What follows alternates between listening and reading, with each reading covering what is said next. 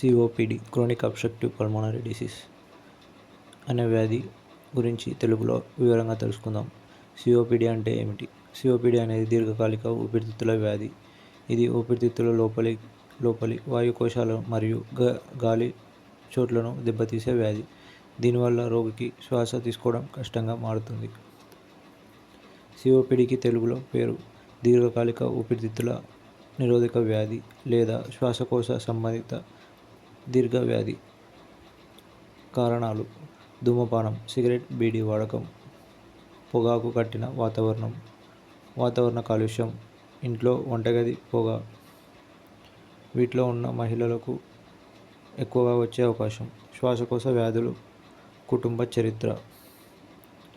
ముఖ్య లక్షణాలు: నిదానంగా పెరిగే శ్వాస తీసుకోవడంలో ఇబ్బంది, నిరంతర కఫంతో దగ్గు, ఛాతీ పట్టి భావన, శ్వాస తీసేటప్పుడు శబ్దం, గుర్గుర్ అనే శబ్దం.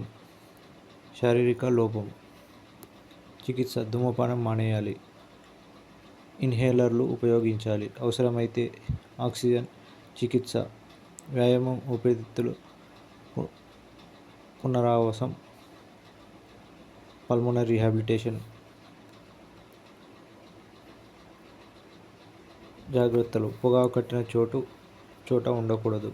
వాతావరణ కాలుష్యాన్ని నివారించాలి. డాక్టర్ల సూచనల మేరకు మందులు తీసుకోవాలి.